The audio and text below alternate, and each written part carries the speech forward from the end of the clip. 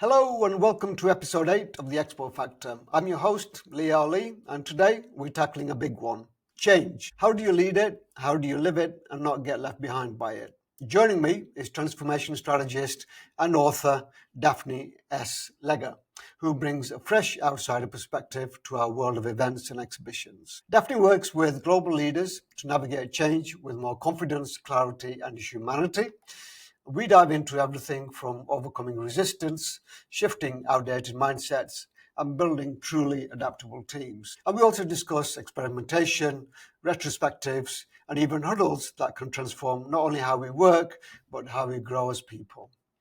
Whether you're trying to shake up how your team shows up at events or push your organization to think beyond the rinse and repeat, this episode will spark new thinking and maybe uncover a few uncomfortable truths within your organization. So let's get into it and say hello to Daphne. Hello, Daphne. Welcome to the Expo Factor. How are you today? I'm great, Lee. Thanks so much for having me and for sharing your audience. Yeah, it's a privilege. I got to see you doing a keynote in Mexico not so long ago. I think it was about 4 to 6 weeks ago, wasn't it?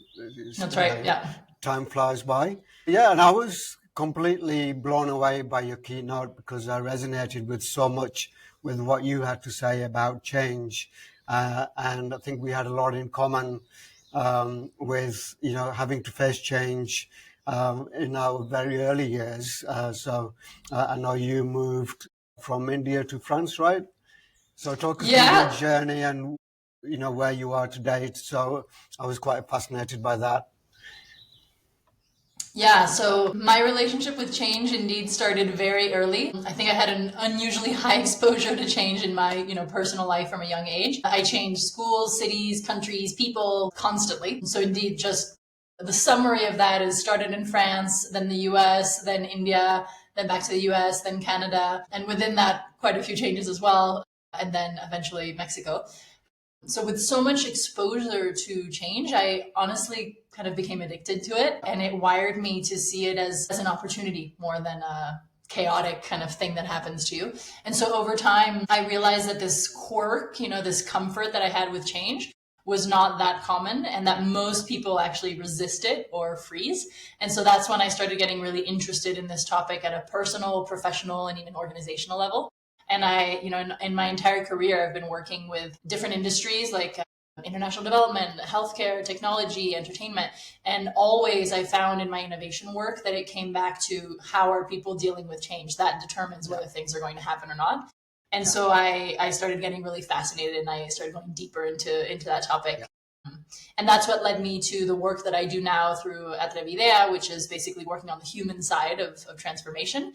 And, at this point, I've trained over 10,000 leaders in 15 countries in this topic. And I've written a book, Future Proof, on the topic because I wanted to help people change their relationship to change and turn adaptability into a strength.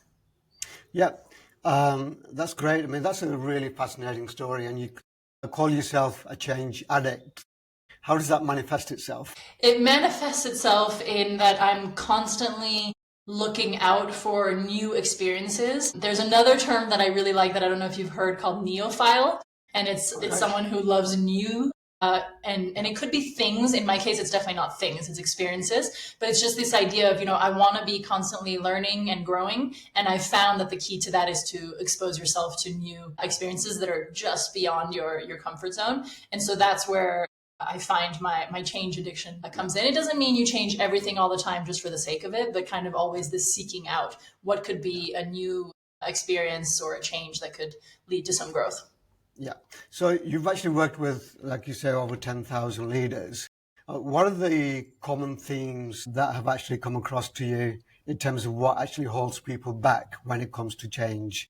I mean, why do people resist change? Is it just they're in a comfort zone and it's more comfortable to be rather than actually change? So, I mean, what are the things that you've seen? What are the patterns that stop people making that change? Yeah, I think it's People resist change because they're human. And so that's the first thing that I try to get away from, is saying, there's people who are good at change, and then there's everybody else who resists change. We are all that person that resists change at some point. And even, I'm building a community of change masters, and I would say me and everyone else in that community is that person who resists change at some point. So it's the most natural human reaction. And, I've studied it a lot. I talk about it. It's in the book. Understanding that first initial reaction is actually super key for yourself, and then for and with others. So they resist because they're humans, because we've been wired, to stay, like you said, in the comfort zone, in the known kind of area where things are a little bit more predictable and stable. And it's understandable that's what leads to our survival and has gotten us as far as we have gotten. So totally normal reaction, and very, logical and rational, if you will. But it does come from some kind of wiring, both biologically, individually, even culturally, that has this bias against change, because change is seen as uncertain and therefore as dangerous, and that's where fear kicks in as a really interesting reaction to change. And so I would say, we're all going to react that way initially. The difference then is, do you stay with that initial reaction and act accordingly? Or do you figure out, map, understand, have empathy towards yourself and towards others, and then recalibrate, reframe that reaction? And that's what I spend a lot of my work and support with leaders and organizations on, or, how can we recalibrate this reaction, this initial reaction to change? Yeah. So, that strikes to me that there are two types of change then. One is the proactive change, okay, where you take charge and you want to do something about it. And then there's the reactive charge. What would you say the key differences there are? Is it the motivation? What would you say? Yeah, that really resonates with me, Lee. I call it the chosen change and the change that chooses you, And at first you would think, oh, well, the change that you choose, so chosen change, is much easier because I want it, I decided it. And I found that the easiness of it is not really as important as we initially would think, because it's still difficult. And the best example of that is New Year's resolutions and their terrible track record, right? They're like the most abysmal metric you could ever see of any performance of anything, really. So that's when someone says, I'm going to make this change, and then proceeds to not do that at all. So I think we see, even when you choose change, that doesn't mean it's a walk in the park. And then, of course, yes, the change that chooses you, or imposed change, is more difficult because we feel like it's happening to us. And so we lose our sense of agency. So I agree with you that that's, initially more difficult. And I found that the key is, when that change comes to you and you didn't ask for it, to how quickly can you indeed recalibrate to say, okay, I'm going to take the reins back on this. It didn't, wasn't a choice, but now that it's here, what am I going to do about it? And there's this phrase I really like from improv, which is yes and it's it's basically accept what you're given, because you can't change it, and then go forward with that. And so in improv, it means if someone proposes a scene or a dynamic or a situation, you can't just say, oh no, that's not the idea I had, that's not where I was going. It's more like yes and I'm going to build on that. And so we use that in innovation and creativity, but I think we should use that as a life philosophy as well. When change comes that you didn't ask for, you didn't bargain for, yes, and now what do we do about that? How do I regain agency over not the change itself, because I didn't choose it, but my reaction to it? Yeah. Excellent. We had a guest on 3 episodes ago, John Cooper, who's an improv specialist, and he was talking exactly about that when it came to engagement and being able to change the course of conversations, just using that philosophy of yes and. So that's a great point. So in terms of, if you just going back to personal changes and obviously New Year's resolutions, how do you actually, make them stick? Okay, so if you had a blank piece of paper and if somebody came to you for advice and they said, well, this year I want to be fitter, I want to make more money, I want to change jobs.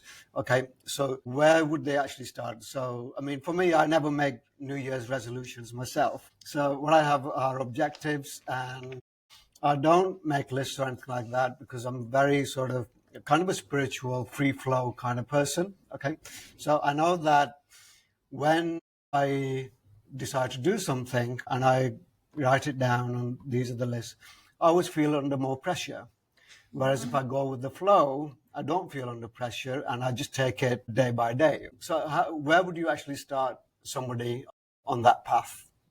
Okay, so when you're tackling a goal or an objective or a plan like that, I would go kind of the middle ground between those two extremes that you stated. So one extreme is I want to run a marathon, and for most people that's so overwhelming and so far-fetched from where they are right now that it's just not going to happen, you know? And then the other extreme is let's just go with the flow and see what happens, which might work for you, but I think for most people it means not much will happen. And so I think the middle ground is something that I'm very inspired by the work of James Clear, who's the author of Atomic Habits. And he talks about, you know, being 1% better every day and making incremental changes that eventually lead to exponential transformation. And I found that to be incredibly powerful all the way from my work in innovation to, you know, my personal development to organizational transformation. So I think it's really, really valuable to think, okay, yes, the end goal is to be a runner.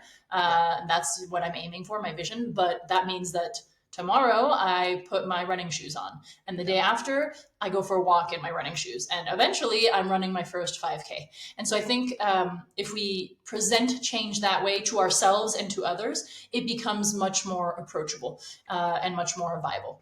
And I think the key with a lot of leaders is that they not only do they impose change, but they also say, you know, we're doing this huge transformation, get on board or get out. And most people have a hard time reacting well to that. And so you'll get that resistance or that disengagement from the transformation. But if we can be more clear about, you know, this is the vision, we want to be runners, and so therefore, do you agree that if we want to go there, the first thing we need to do is put our running shoes on, and that tomorrow we need to go for a walk in the running shoes? Then people can kind of get on board and follow that plan. And I have also found and learned that it's really important to be very clear on that vision, but very flexible on how we get there. Yeah. And as a leader, I think having that humility and that transparency of saying, I know where we're going, I'm not sure how we're getting there, actually gets much more buy-in from your people. Yeah. Oh, absolutely. And I think if you, as a leader, if you are authentic and you give people the reasons, I think where most leaders fail for me is that they don't clearly communicate as to why change is needed. And I can share a story with you. A long time ago, I was part of a sales team and we were selling cable TV door to door. So that was back in the day, about 30 years ago. And the company was going to make redundancies. And the sales director came in, held a meeting. We had a sales team of about 300 people. And the slogan that they used to communicate these changes within the company was change creates security. Okay, and people, everyone in the sales team thought, what the F are they talking about? Because change is, I'm going to lose my job, okay? And they called that security, okay? So you can see where they actually went wrong. But from their perspective, I guess what they were saying was, yes, this is going to be painful, but as a company, this is going to create more security for the people who are actually within the organization. And it was actually communicated, absolutely the wrong way. So, I mean, I guess you've seen similar stories around the globe where a company has wanted to do something positive, but is gone backwards and, kicked them in the backside where they didn't actually want, they didn't want it to happen. Yeah, 100%. It's so disingenuous or just poorly aligned, the example that you give, which is fascinating that leadership would think this is how we're going to communicate this, right? In my framework on how to deal with change, I talk about, the fact that there's going to be a messy middle, this chaotic transition. And so saying like, this is going to be stable and certain is the opposite of what everyone is thinking and feeling. And therefore, you're already failing them in your promise if you present it that way. So I say the opposite. I talk about anticipating the transition and the messy middle. And going all in on the fact that we know that everything's going to be harder and things are going to get a little bit worse before they get to that vision that we have of a better future. And so we're going to, work on making that a little bit less painful, but it's part of the plan. And so if this hurts a little bit during the transition, we're doing it right. And let's just, do that extra support, training, holding of hands, if you will. But we need to push through that transition, recognizing what it's going to look and feel like. So yeah, that's fascinating. I have an example that's in the book of a leader who wanted to impose a transformation, but he wanted to make sure that he wasn't the one imposing it, that it was really owned by the team. And so this was in a university setting. It's one of the top universities in Mexico, Tecnológico de Monterrey. And this leader, Salvador Alba, what he did is he got his, top leadership team together and he asked them, what is high education? Like, what is quality education? And what do we need in order to deliver that? And so they talked about it. And one of the things was the number of students per class. And he asked them, like, what is the ideal? And they had all the data, they had all the information. So they realized, oh yeah, we need, a certain amount of students in a class for it to be rich and engaging. That number was 6. And so then he said, okay, and how many of our classes have less than 6 students? And it turned out that they had a whole bunch of classes that were, sub-enrolled, that were kind of low performing, but they just still had them on the roster. And so basically he had them decide that they were going to tackle this problem. And they ended up deciding together that they were going to actually cut a whole bunch of classes that weren't, in demand, so that the classes that remained were really high quality by their definition. And it led to a huge transformation where they ended up canceling classes, letting go of some professors who they let go of, very generously with good severance packages, and even closing campuses. And it led to a huge increase in, financial performance, in satisfaction of students, etc. And they, with all of that, they were able to reinvest in the university. But it was this thing that if, he explained it to me like this: if I had come in and say, hi, I want to cut 30% of our programs, there would have been a revolution. Nobody would have supported that. That's exactly what they ended up doing, but coming at it from an angle of, we want to drive a transformation towards higher quality education. And so the end result is, what he had in mind, but it was the people that drove it and that were 100% behind the initiative. Oh, I love that. I think that's key, isn't it? Giving ownership to your stakeholders. In our industry, what we always find is that in the world of exhibitions, especially at a corporate level, you have event planners, you have the sales team, you have the marketing team, and they're always at loggerheads because everybody wants different things. Whereas if they all sat around the table and actually shared, right, we're going to an exhibition and these are actually our common goals. So obviously, the goals for the sales team are actually going to be completely different. The goals for the event planning team are going to be different. And the marketing team obviously will have their own objectives. But if everybody actually sat together and shared each other's together, and then during the exhibition, the whole process is amazing because everybody's singing from the same hymn sheet. They've got ownership of their own departments in terms of driving their own objectives. So everybody wins, right? But what tends to happen is everybody wants to have their piece of cake. Everybody wants to be in control, and nobody ends up achieving their goals. 100%. Yeah. I found that alignment on where we're going and what that our future vision is key to success. And it's something that I do a lot with teams and entire organizations in the future labs that I run. I have them do literally a future casting exercise where we imagine this organization, but it could be this event, right, in the future. And we look at that picture of success. And sometimes we also look at the opposite of, imagine this is a total failure. Everything goes wrong. And let's explore that for a little while, right? And people think, oh, that's so negative. Actually, it's very, I would almost say, therapeutic, right? And cathartic for people to say what they're actually thinking and feeling, which is, this could go terribly wrong. And so we do both of those, like best and worst. And then we focus on taking actions today together to get to the future that we want to get towards. And we always say in the world of innovation, you can't predict the future, but you can design it. And so that's what we try to get at with the future lab exercises that we do. Yeah. And I think to achieve that, it's very important, again, that leaders take that approach of listening, okay, to what the stakeholders actually want. And I do feel, again, from my own personal experience, especially in large organizations, is that there is very little listening process, okay, and that everybody wants, again, to have their say, it's their way or the highway, as the saying goes.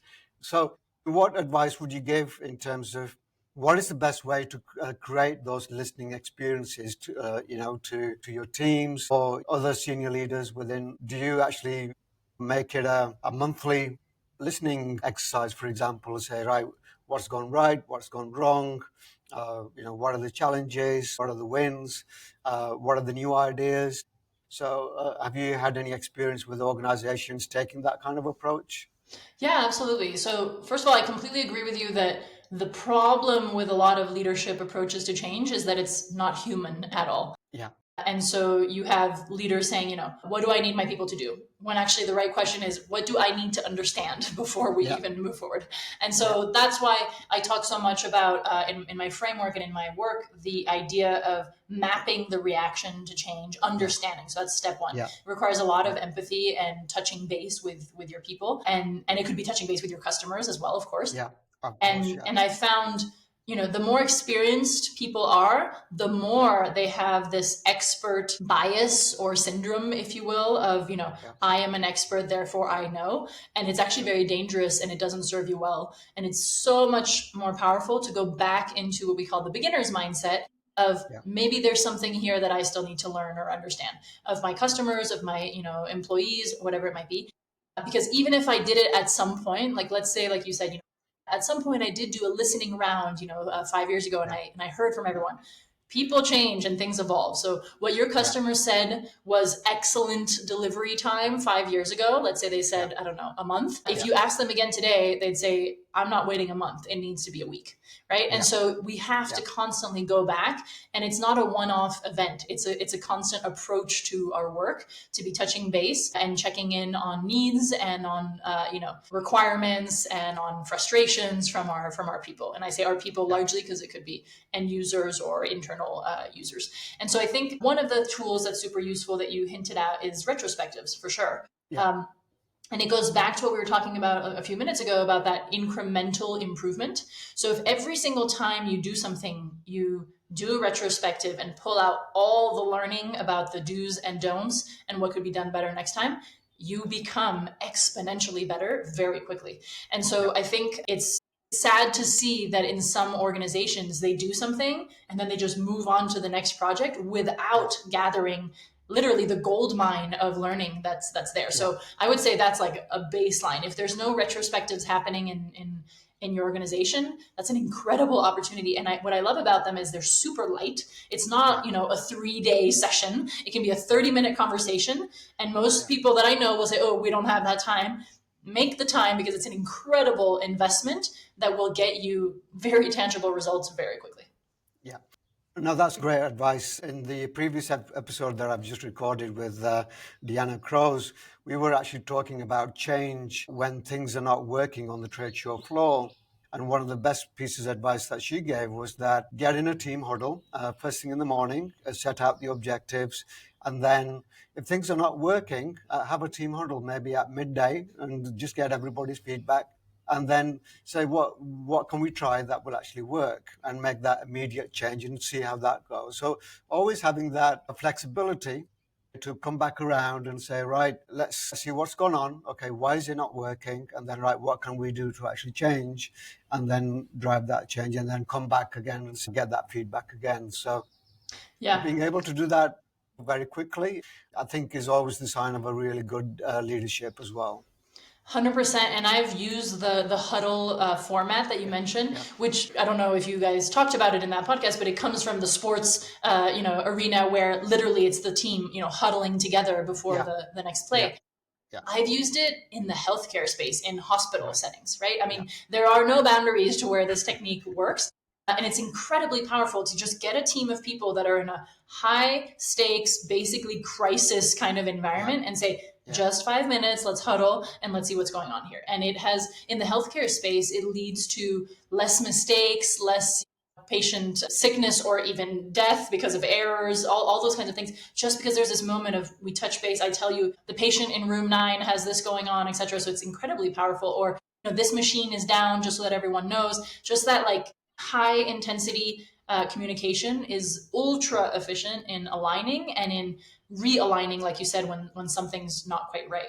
And I think it brings to another point that's really key in innovation and change, which is experimentation. And I would say for me, that's really the hallmark of a team, a leader, an organization that is in change and transformation mode all the time. It's try things out, experiment all the time. And I can give you a few examples of how powerful this is. At an organizational level, there's actually at the University of Manchester, there's a tradition that's called Friday night experiments in these laboratories. And basically it's the scientists, they step out of their day-to-day kind of expertise and work, and they do something way beyond their scope of work. Yeah. And of course, the majority of these experiments lead to absolutely nothing, right? And it's just an interesting, like we went out on a limb.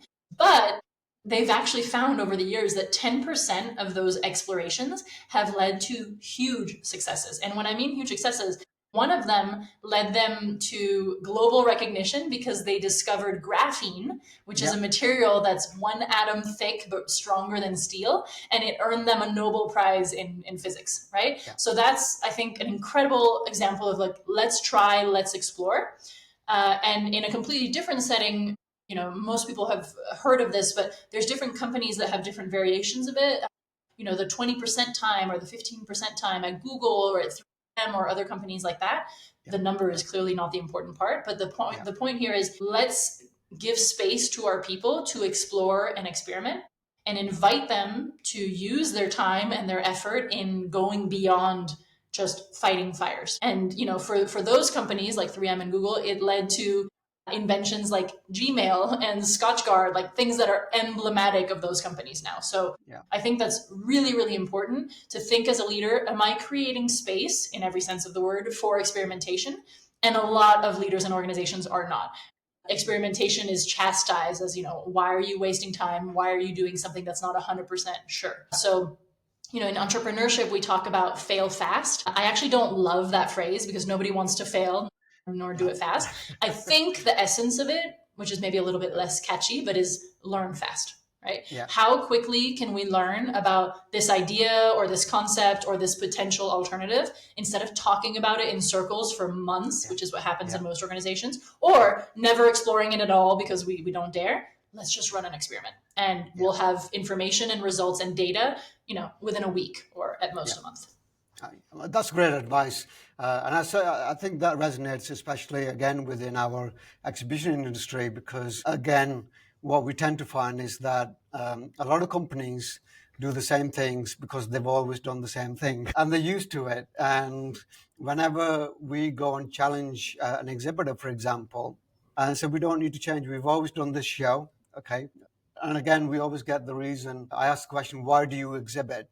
And they say, because we've always done it. And the other question is, the other answer is, what will the competitors think if we're not there at the exhibition? So it's kind of using false fears, if you like, of what will actually happen when, if they had introspection and actually really realized, okay, what is that show actually bringing us? And I think that also resonates with businesses. If you keep on doing the same things that you're doing, okay, then you're not going to grow, you're not going to improve, and you're not going to learn anything, okay, especially. So I think that's a great point. So another question to you is, okay, obviously as a leader, you want to create change, you want to go forward, but there comes a time where you face resistance from your stakeholders, from your team members, from what are the telltale signs? Because sometimes it's not immediately obvious that the team is resisting change. So what can a leader look for to recognize, hang on, there is something wrong here, people are resisting, but they're not telling the leader why they're actually resisting?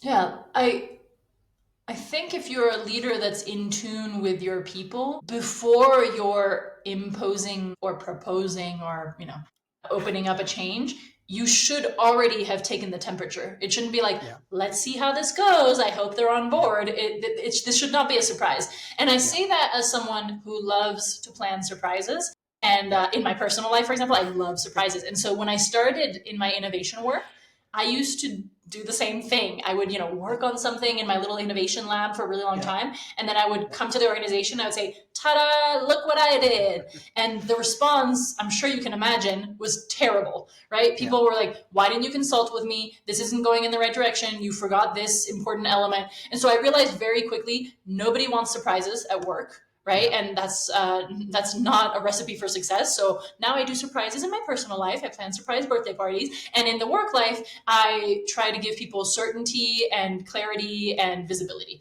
right? And Yeah. so I think that as a leader, if you are being surprised by the reaction of your people, you are already off track and you already Yeah. skipped an important step. So it should have been this consultation before of, hey, we're looking at, exploring this. How does that make you feel? What's your first reaction? I'm mapping, kind of understanding, okay, these people are concerned about, losing their reputation. These people are concerned about error rates going up, etc. And I have Yeah. that very clear. So by the Yeah. time we're actually rolling out, I've already addressed those issues. And I always talk about it this way. We have a change equation with losses and gains, and everyone is doing the mental math, whether it's explicit or incredibly unconscious. We're all doing that.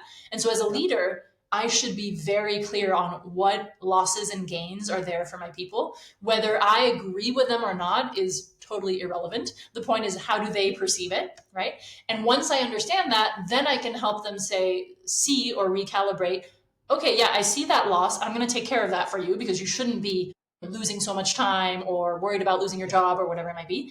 Yeah. And hey, there's more gains here than you are realizing. Let me amp those up for you. I want you to Yeah. see how much time it's going to save for you, or the close rate it's going to give you with clients that you didn't realize was going to increase, whatever it might be. But I need to manage that recalibration because I understand their initial reaction to the change. So I Yeah. think that would be my response to that question. And I want to address something that you mentioned a few minutes ago, which is something that I've realized with your industry in particular. There's clearly a tension between, we're fighting fires and it's like a Yeah. very, rapid, high stakes kind of game, with Yeah. we want to reinvent ourselves because we know we have to. And, Yeah. I remember when I engaged with all of you at the summit, it was very clear to me that this is an industry that's had to reinvent itself before. And I Yeah. feel like COVID was the perfect dress rehearsal for this mode of, constant change. And those that couldn't, well, they're no longer here to tell the story, Yeah. right? So Yeah. those that are left, I think, are the ones that are ready to transform. But of course, there's still that, yeah, but right now I just need to get this event out the door, right? I just need to Yeah. copy and paste what we always do.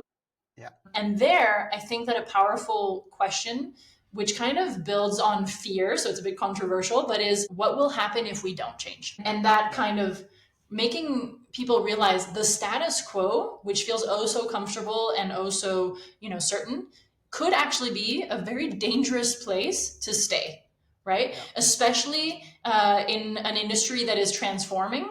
If we Yeah. just say, you know what, we know how to do it this way, we're going to stay here, that could be the death toll, right? Yeah. And so I think sometimes, not always, but sometimes that's the right tone to take with your Yeah. people, with your stakeholders, of Yeah. this is now getting dangerous for us to stay here. We Yeah. need to be building the organization of the future, or there will be Yeah. no organization. Yeah. Oh, absolutely. I mean, I've seen that firsthand, having been in the industry myself for about 18 years. There is a lot of resistance to change because everybody gets used to the same processes, because it's an annual thing, because the same event happens every year, the same people go, and it's the same type of experiences. So there is no innovation at all, because people get used to that comfort zone. And one thing that really has challenged the industry is the onset of technology. Okay, and again, in the past couple of episodes, we've discussed, is technology hindering, or is it aiding that human to human connection? Okay, and one thing that has been constant over the last 100 years or so that exhibitions have been going is that people buy from people. That will never ever change. But obviously, with technology, I always feel that it's actually making us lazy in taking care of those basic human to human connection needs, like actually proactively approaching people, saying hello, asking the right questions, and then actively listening to learn, what their challenges or aspirations are. And that's really the danger for the industry, is getting hijacked by another industry, okay, and actually making it fail. And I think that's always going to be a major challenge, is something that we need to be vigilant about. So that leads me on nicely to talk about adaptability, okay, which you talk a lot about. And I think that's one of the superpowers that you need to have to be able to cope with change. So talk me through how someone, a leader or an organization, or even on a personal level, you can be more adaptable. Yeah, the key is it's a muscle, it's a skill, it's not an innate personal trait.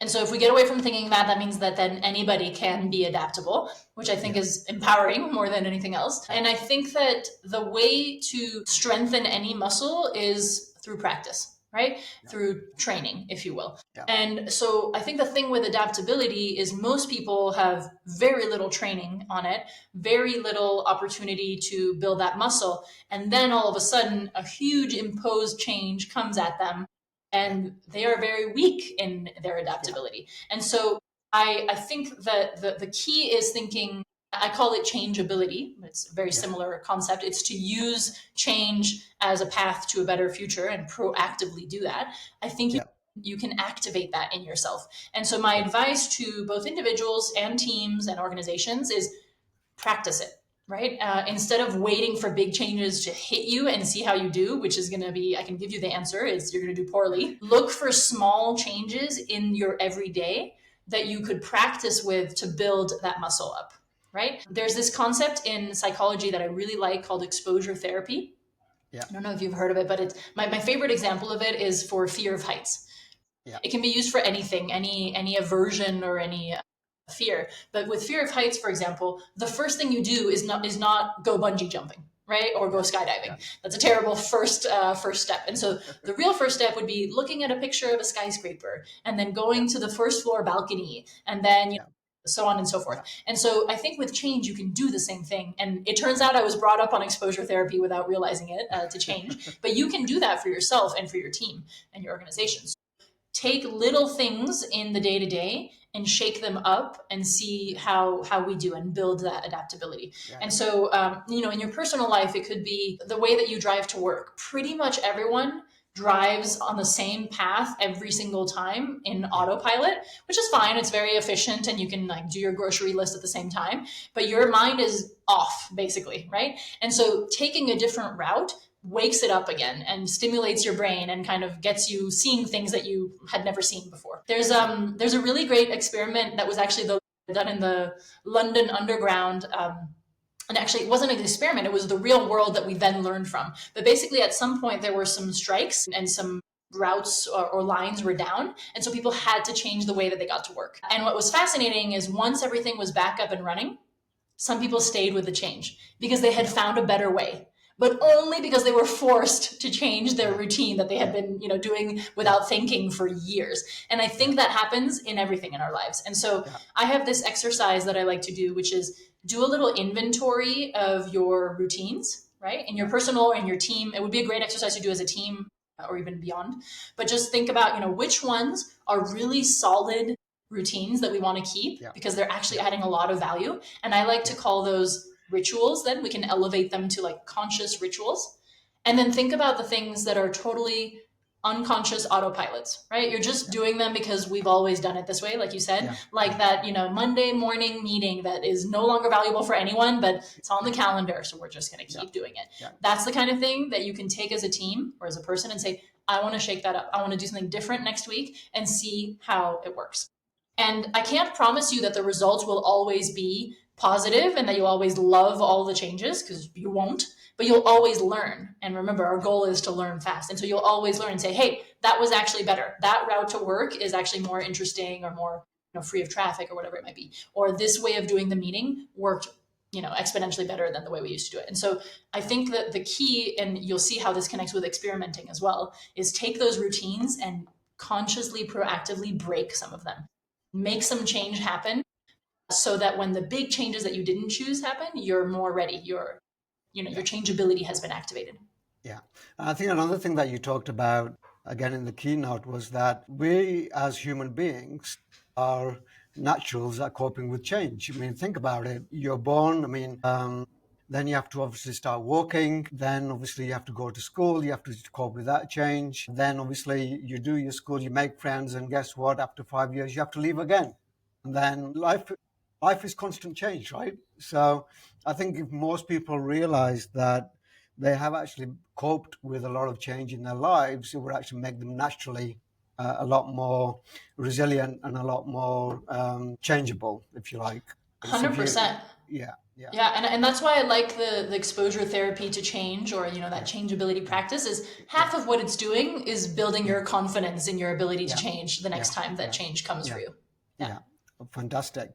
All right. So it's been absolutely fascinating. We could talk about this like hours and hours. But what if you had three top tips for anyone looking to change, their personal behavior, change the corporate culture, or even change the mindset of their audience? What three top tips would you have for our listeners in terms of the steps to take to make that happen?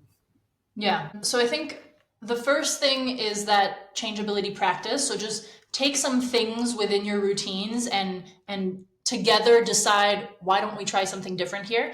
And this doesn't all have to reside on the shoulders of the leader, nor should it. This should be a Yeah. shared responsibility. And so I would say, like, who wants to take, I'll give the example of the Monday morning meeting next week and do it different. That's on you. Susan wants to take it. Great. Let's see what Susan does with it. And then together we will, do a little retrospective and see, was that better? Was that worse? What do we want to keep, drop, improve, etc. And so getting into that habit of we're shaking our routines and we're questioning them all the time. We don't let things just stagnate because they've been done that way is very powerful and will develop your muscle. The second related thing is run experiments. And so have this culture of, you have an idea, Yeah. what experiment are we going to run next week to Right. learn more about that idea, right? And it's a little experiment. It's not a 6-month pilot project. It's one little thing that we can do next week. And there's Yeah. so much, we can talk about that in another conversation, but there's so many little experiments that we can run once you know that you want to do it quick, inexpensive, imperfect, just to get some additional data. So that would be the second thing that I would say. And the third thing that I would say is, have a shared vision of what we're going towards. So I want to be a runner, or we want to be an experience company, whatever it might Yeah. be, and then together decide what the path to get there is, with the flexibility of the path is going to change 5 times along the way, and that's okay. But we do have a vision that we're going towards, and it's a vision of the future. It's not a vision of today. Creating a little bit of fire of we have to design this organization of the future, and that means this is on the shoulder of the leaders, creating the space and the Yeah. time to have a conversation about the future while everyone is busy putting out fires today. If you don't create that space, it will never happen organically, because it just can't. There's no space for it. And so that's where you have to say, hey, once a year, we're going to take a day, a 1-day retreat, which is the kind of thing I facilitate, Yeah. to think about the future and design the future of this organization. Because Yeah. if we don't, the future is coming anyway, but it won't be Yeah. the one that we designed. And we will be Yeah. victims of whatever future comes around. And as you know, if we just keep doing what we did to get here, we won't get there where we want to go. Yeah. And so I think that's on the shoulders of the leader to create those conversations. Fantastic. I mean, those are absolutely brilliant nuggets of information. And I think so much of that is applicable to our industry when it comes to creating that experience on the show floor, or changing the way that you actually approach trade shows as part of your business strategy as well. So thank you very much for that. So let's touch upon a little about your book, Future. So tell me a bit more about it and where can we find it? Yeah. So the book is The Future Proof, sorry, let me say that again. The book is Future Proof: How Adaptable Humans Navigate Change, and it's available. The best place to get information and, in fact, some free resources is thefutureproof.life. I've put on there, in fact, a guide to the biases that most affect us when we're navigating change. So I recommend that because it'll, make you start to realize, oh, that's why I'm reacting this way, or that's why I'm getting that reaction from others. And the book is really a human approach to change. So I try to, stay away from like very stale academic frameworks and talk more about how human beings traverse change and how we can Yeah. activate changeability in ourselves and in others. So I think that it's useful for any leader that's looking to transform their organization, but also any individual that is looking to take that next step and get to a better future. So I really hope that your audience can connect with it, and thefutureproof.life is the best place to do that. Excellent. Well, you've got one customer for sure, so I'll order it straight away. Brilliant. So thank you so much for your time, Daphne. It was a pleasure to talk to you. Where else can we find you to learn more about the work that you do? I'm also on LinkedIn. I think that's where I'm the most active. So you can find me as Yep. Daphne S. Leger, Yep. Leger. And yeah, that's a great place. I'm constantly, posting and publishing things around change, innovation, transformation. Again, always from that human side, but very much applied to organizations. And I love working with organizations and leaders that are looking to create first that mindset so that then they can get into change forward in the organization. But if we don't have that mindset first, that's where change efforts kind of go up in flames. And so I like to help create the mindset so that then the teams can hit the ground running with change. Fantastic. Thank you so much, Daphne. I wish you all the best, and hopefully I'll see you at a stage somewhere around the globe. That would be amazing, Lee. Thank you so much. It was a wonderful conversation, and I'm excited to stay connected. Thank you. What an insightful and fascinating conversation with Daphne. Here are 3 things that I took away from this conversation. Number 1, start small and change big. Adaptability isn't a talent, it's a muscle. You build it through small, deliberate changes and learning fast. Number 2, get people involved early in the process. Real transformation happens when people feel ownership and feel listened to, not when change is imposed on them. Number 3, design the future. Don't default to it. If you're not carving out space to think and plan for the future, you risk being left behind it. So for me, Daphne's message is clear. Change isn't the enemy, stagnation is. If you're leading teams, planning events, or even managing brands in our fast-changing world, now's the time to rewire your mindset, revisit your routines, and run the experiments that move you forward. To learn more about Daphne's work, head to thefutureproof.life or connect with her on LinkedIn at Daphne S. Leger. Until next time, keep learning, keep evolving, and keep putting the human touch at the heart of every experience.